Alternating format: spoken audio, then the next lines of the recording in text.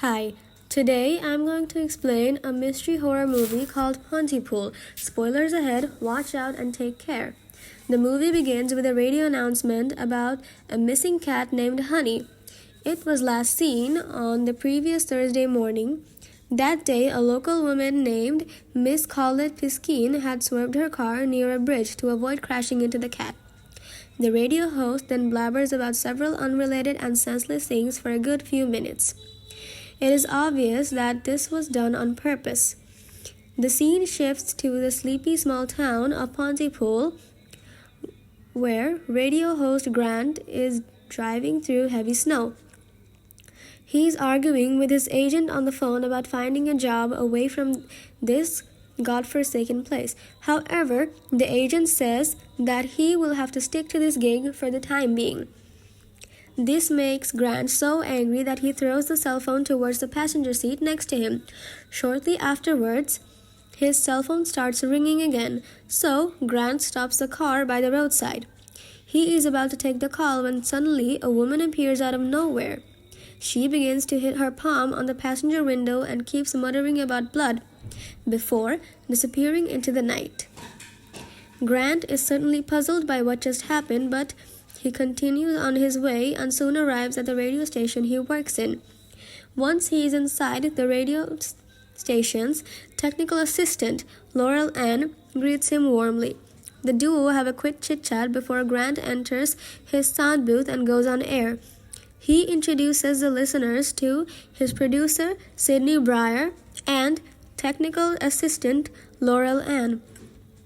He then reveals that Laurel Ann was deployed in Afghanistan not too long ago, but this makes Sydney laugh and she calls him a newbie as everyone in town knows Laurel Ann is a war veteran. After a playful banter between the three, they then switch to Ken, their on-the-field reporter. However, as the radio show continues, Sydney gets increasingly frustrated by Grant's shock jock style. He pokes satirical jabs at Ken and also makes jokes about several local issues. Sydney asks him to reel back his dark humor style, but Grant continues doing what he likes and spouting off whatever comes into his mind. He refuses to listen to Sydney's direction, so she takes him off the air before he's finished off with his rants. Then they get into an argument with Sydney telling him that he should be sharing news and not pulling the audience's leg. She talks about the danger of such gossip while Grant defends what he's doing. He tells her that he's just trying to piss people off because that's how they will build a core of loyal listeners. However, Sydney tells him that people in small towns are fiercely proud. They need to know facts and not feel like their presenter is just a jerk with a radio show. She goes on to let him know that he will embarrass and alienate his audience if he continues on this way. After this heated argument, Grant gets back on air and shares his story about the strange woman he saw on the way to work earlier. He asks his listeners if he should have called 911 or move on with his life. Just then, Laurel Ann informs Sydney about an ongoing hostage situation at a nearby restaurant. There isn't much information about this incident, so Laurel Ann tries to tune directly into the local police's radio. Sydney, on the other hand, checks her own sources and asks the technical assistant not to let Grant know about this. Unfortunately for her, Laurel Ann has already passed on the message to his earpiece.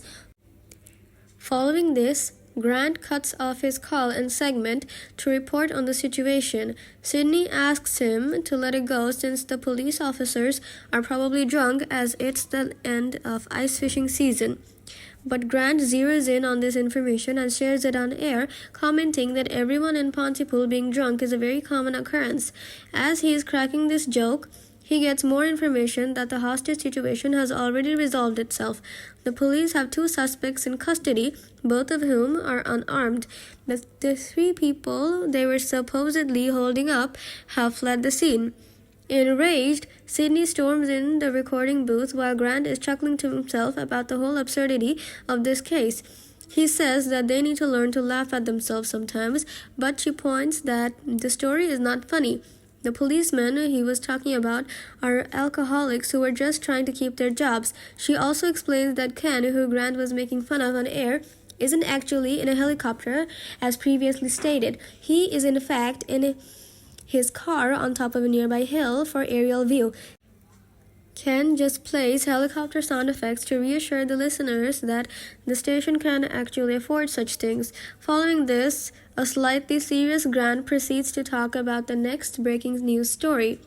But Ken calls in once more to notify them about a protest outside the offices of Dr. John Mendes. He reports that there are hundreds of people surrounding the whole building currently. Ken continues that the people seem to be trying to cram themselves inside. In a shocking turn of events, Ken follows up that the side of the building seems to have burst and people are spilling out, getting trampled and killed. A shocked Grant asks him if there are any police around, and Ken mentions that there's a convoy of trucks, military vehicles, and helicopters. The line then gets cut off as Ken states that the road's blocked and he can't leave. Laurel Ann tries to reach the police department to confirm this news but can't reach anyone. They're also unable to contact Ken again and have no other news about the supposed riot. Following this, Laurel Ann and Sydney work in the background while Grant puts on a local band named Lawrence of Arabia on air. The two ladies can't find any other news channel reporting on it, but Laurel Ann has a hysterical caller on the line who seems to be near the situation. After the performance of the band, Sydney tells Grant that they have a total of 10 eyewitnesses in town who are willing to share what they know. They're going live with a local man named Steve first. Grant quickly opens up with the news again, reminding his listeners regarding the developing story. They put Steve on air but can barely hear anything on his end aside from static and chaos. On top of this, the other 9 eyewitnesses waiting are no longer on the line as they're still unable to reach Ken. Laurel Ann and Sydney are overwhelmed with calls from more people claiming to be eyewitnesses. There is no official report yet, but what they have gathered is that a total of 75 people have died and at least twice that number is injured. Eventually, they get a word from Constable Roseland of the Ontario Provincial Police. He explains that they answered a 911 call at 7 in the morning at a local senior citizen facility. A large number of people were occupying the building and trying to enter an elderly woman's room. The woman has since died from injuries, and the people were chanting something about Hitler and some hurricane. But that's all they get from the constable before cutting him off for what they deem as crazy talk. After a while, BBC World's presenter Nigel contacts them for the breaking story as they're currently the only station reporting on what's going on in Pontypool. Grant is in shock for a moment before answering Nigel and providing all the information they have. The latter claims it's a terrorist attack given Canada's history of separatists, but Grant dodges such rumors. He explains that they can neither confirm nor deny this since there's not much information regarding what's going on. Nigel then thanks the station for the information and cuts off the line. Shortly afterwards, Ken calls back, begging them to send help as soon as possible. He explains that he's hiding in a grain silo near the train tracks since he's being chased. Ken requests them to contact the authorities, but the police hotline has been unreachable since they got into the studio. Grant asks for more information, and Ken reveals that some of the police chasing him are cannibals, going as far to compare them to dogs. As the conversation goes on, Ken starts panicking as he hears crazy people taking someone out of a van and biting them. He soon reports that he's been found, making everyone in the station panic. Apparently, a crazy teenager is in the silo with Ken but can't attack since his missing hands can't move. Ken mentions that teenager seems to be mouthing something and says he'll take a closer look. But before they can find out more, the call is interrupted by a French audio transmission. Laurel Ann immediately translates the message, which asks everyone to avoid family members, restrain from using terms of endearment, rhetorical discourse, and conversing in the English language. There is also a disclaimer not to translate this message. Sydney then relays that they got a call from Constable Roseland, who ordered them to stay inside as Pontypool is now under quarantine.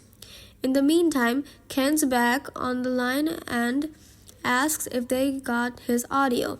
He repeats his recording again, reminding them that it's coming from the crazy teenage boy. Meanwhile, someone starts whispering, "Help me, mommy," in a creepy, soft voice. It is obvious that the voice is definitely not of a teenage boy.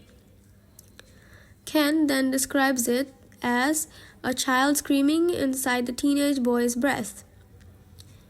Grant has a hard time believing the reports that are coming in, so he asks for a breather outside. Sydney begs him to return to his chair since they can't take a break, but our guy has already made up his mind. In fact, he thinks the two women are messing with his head by playing an elaborate prank. He then takes a step outside and says nothing is out there except a cold day. At this moment, Laurel Ann notices something, so she immediately closes the door and locks it. A swarm of people soon try to force their way inside the building, repeating the words they heard Sydney say a few seconds ago. This freaks the trio out, but they head inside and restart their program. While Grant is reading out the obituaries, Laurel Ann is tending to Sydney, who seems to be panicking. As the two ladies talk, Laurel Ann begins to report the word missing out of the blue. When she hears the office tea kettle whistling, she starts to imitate it as well. Sydney stares at her for a minute before suddenly noticing someone climbing in from the window of the equipment room. To her surprise, the intruder introduces himself as Dr. Mendes. He tries to explain his strange arrival but notices Laurel Ann making a noise like she's a kettle. The other two then go to the recording booth and lock themselves in. Laurel Ann suddenly comes back to her senses and tells them that she's all right while trying to open the door. However, Dr. Mendes makes it a chilling statement. Laurel Ann doesn't know it yet, but she's hunting them. He tells the other two not to allow the sound from the recording booth to go outside. As soon as he says this, Laurel Ann stops trying to open the door and goes for the window instead. Next, Grant attempts to start an interview with Dr. Mendes while Laurel Ann starts throwing herself against the window of the recording booth. The doctor comments that she's hearing voices in her head and things will grow vicious. He apologizes for what he's talking about but points out that he has seen this happen all morning at his office. Seconds later, Ken calls again and reveals that the teenage boy that was with him is dead.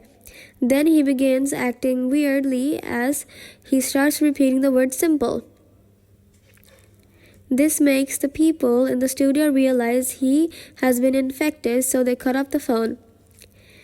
As they're talking about Ken, they notice that Laurel Ann is eating her lower lip. Dr. Mendes asks Grant if he's sure she can't hear them, and the latter confirms it.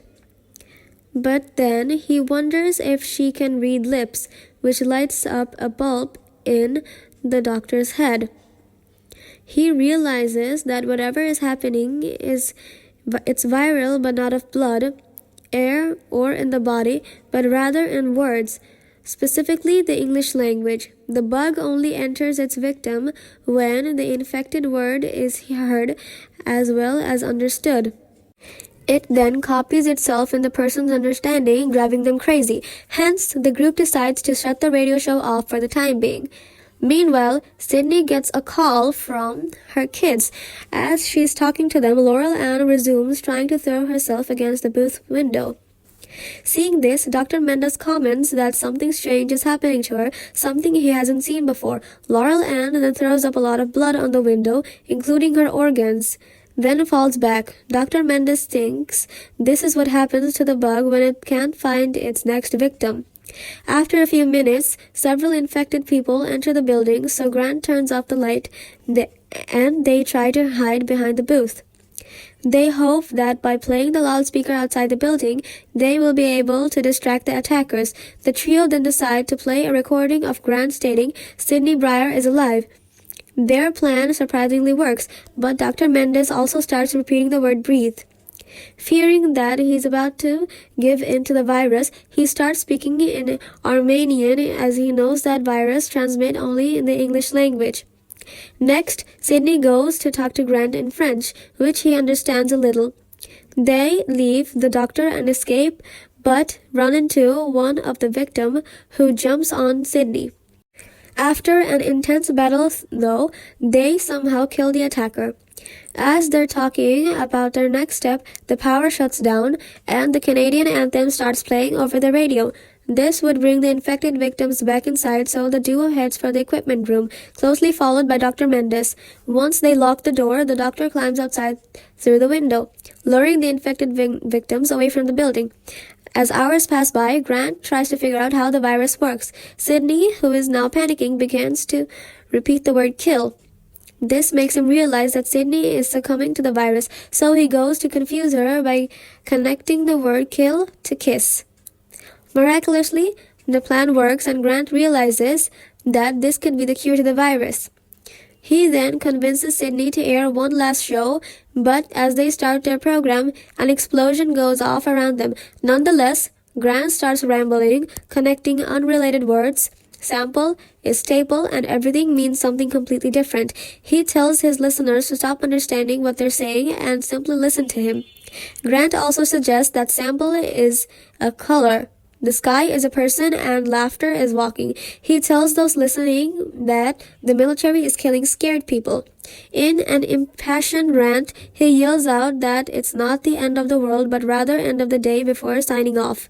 A countdown in French begins, and the movie ends with Sydney and Grant kissing in the recording booth.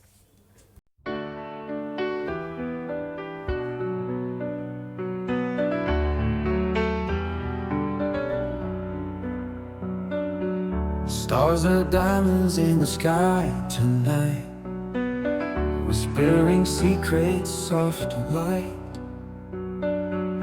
Moonlight drapes across the town.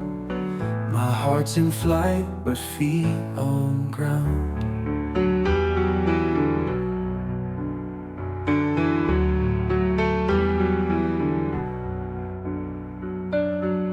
Winds will change the course of time. Rivers flow in rhythmic rhyme. Clocks may tick, but love won't fade. In your arms is where I stay. Hold me close in the midnight glow, through the highs and every low. Whisper words that heal and bind. Love like ours is hard to find.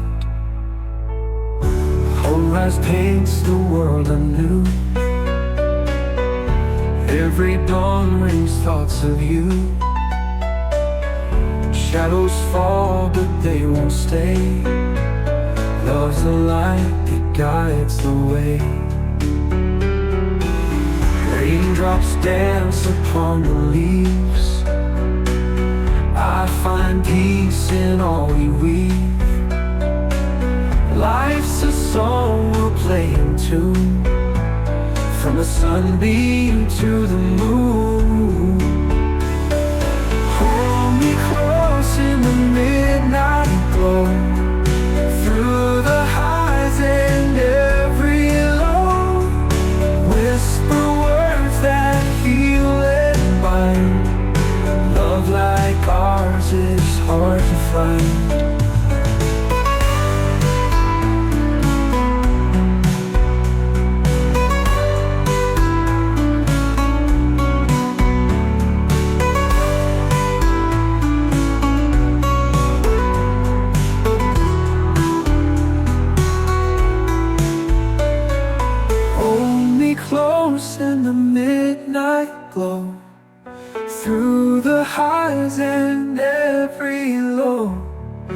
whisper words that heal and bind. Love like ours is hard to find.